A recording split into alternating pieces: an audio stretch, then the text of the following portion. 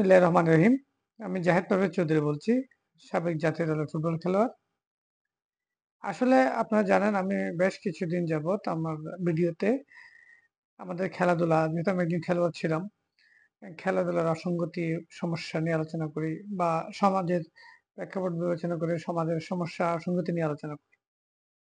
So এখানে আমি ভালোই ফিডব্যাক পাচ্ছি। সবাই বলতেছে, সাধারণভাবে যারা আমি দেখতে পাচ্ছি সবাই অ্যাপ্রিশিয়েট করছে যে আপনি আপনার বক্তব্য তুলে ধরুন।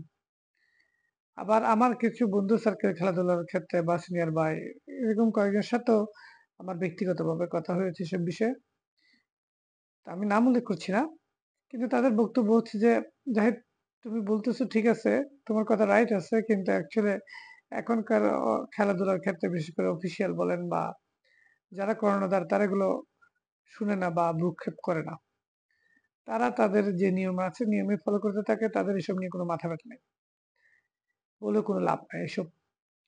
তাদের চিন্তাধারা এরকম একটা হতাশা যে আসলে আমাদের দেশে যে যাই বলুক না কেন, কাজের বেলায় সবাই একই। কেউ কাজ করে না। সবাই তার দায়িত্ব নিয়ে নিজ, নিজ আসনে বসে থাকে। কিন্তু যেটা আসলে করণীয় সঠিক কাজটা কেউ নেয় না। কারণ সবাই চিন্তা করে আমার টার্মটা আমি করি, আমার টার্মটা আমি শেষ করি। আগামী ৫ বছর ১০ বছর আমি থাকবো কি থাকবো না, ২০ বছর থাকবো কি থাকবো না। তো এসব করে লাভ কি? আমার টার্ম আমি কতটুকু ডেভেলপ করতে পারছি শর্টকাটের মধ্যে কাজ সেরা যেমনি হোক পার করতে পারলে হইলো। এই ধরনের কার্যক্রম। কেউ দায়িত্ব নিয়ে যে আগামী ১০-২০ বছরের পর আমরা আমাদের দেশকে বা আমাদের দেশের ক্রীড়াঙ্গনকে কোথায় দেখতে চাই, কোনো ভীষণ পরিকল্পনা নেই। সো এসব বলেও কোনো লাভ নেই। আমি যারা এসব হতাশা প্রকাশ করেন বা যাদের মধ্যে এইসব নিয়ে বক্তব্য তাদের উদ্দেশ্য বলতে চাই, আজকে যারা দায়িত্বে আছে হয়তো তারা শুনছে না, তারা করছে না। কোনো না কোনো ব্যক্তি শুনবে, কোনো না কোনো ব্যক্তি একদিন দায়িত্বে আসবে। তারা হয়তোবা আমাদের কথা এসব কথা মাথায় রেখে তাদের কাজ করবে। এটা একটা হোপ, আশা। এই হোপ নিয়ে আমরা বলছি বা আমি বলছি, অনেক মানুষ বলছে। তাদের কথা একদিন শুনে হয়তোবা কেউ না কেউ গুরুত্বপূর্ণ ব্যক্তি দায়িত্ব নিয়ে আমাদের কথা শুনে কাজ করবে। তখনই দেশের বা দেশের ক্রীড়াঙ্গনের মঙ্গল হবে। এই আশা নিয়ে আমরা আমাদের বক্তব্য তুলে ধরছি। হয়তোবা আমি দায়িত্ব আসলে আমি করতে পারি বা আমার মতো আর যারা ফুটবল বা স্পোর্টস এর দায়িত্ব নিতে চান, তারা আসবে, তারা করবে। তারা এসব ভবিষ্যৎ নির্ধারণ করবে। যতটুকু সময় উপযোগী কার্যকলাপ করবে ইনশাআল্লাহ। সো এতে তো কথা বন্ধ থাকবে না। কোনো কিছুই বন্ধ হবে না। যারা না করুক, তারা কি করছেন এটা বলুন। যারা করবে তাদেরকে আপনাদের ভিশন প্ল্যান বলুন। তারা কনস্ট্রাকটিভ ওয়েতে কাজ করবে। সো এভাবেই তো সমাধান হবে। এভাবেই তো দেশের ক্রীড়াঙ্গন আগাবে। আপনি আপনার বক্তব্য তুলে ধরতে থাকুন, সমস্যা বলতে থাকুন। কেউ না কেউ একদিন শুনবে, কাজ করবে। কোনো না কোনো সরকার বলেন, প্রশাসনিক দায়িত্বে বলেন, পুলিশ প্রশাসন বলেন, সব যার ক্ষেত্রে ক্রীড়াঙ্গনে যারা কর্মকর্তা রয়েছেন, ফুটবল, ক্রিকেট, আদার্স সবাই একদিন তাদের দায়িত্ব সঠিকভাবে পালন করবে।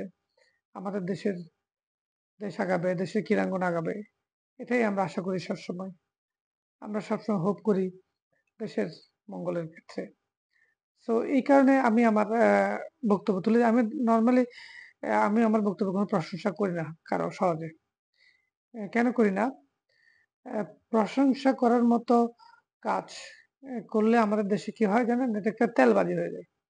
বরং সে কাজে উৎসাহ হারায়। আমি মনে করি আপনি যদি নেগেটিভ ওয়েতে নেগেটিভ গুলো তুলে ধরেন, সমাজের যেগুলো অসঙ্গতি তুলে ধরেন, এটা যদি যার মন মানসিকতা প্রকৃতপক্ষে ভালো, সে এগুলো পজিটিভলি নেবে।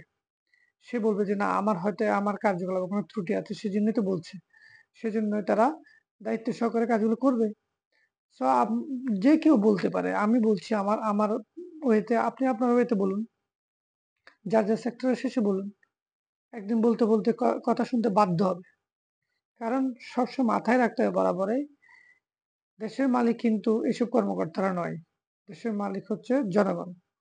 জনগণের সুবিধার্থে এসব কর্মকর্তা আমাদের সেবায় নিয়োজিত আছে।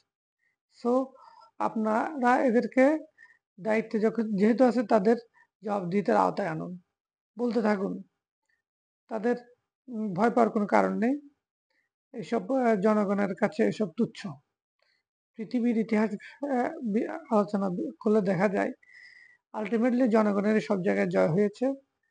সো জনগণের স্বার্থেই যেই আসুক না কেন তাকে জনগণের স্বার্থেই কাজ করতে হবে।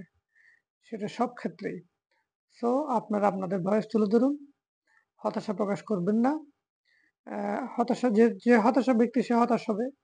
তার কথা চিন্তা করে কাজ হবে না। যে উৎসাহ পাবে তাকে বিবেচনা করে যাকে নেক্সট জেনারেশন চিন্তা করেই আগামী প্রজন্ম যাহাতে সুন্দর একটি রাষ্ট্র পায়, দেশ পায়, সেভাবেই আমাদের কাজ করতে হবে।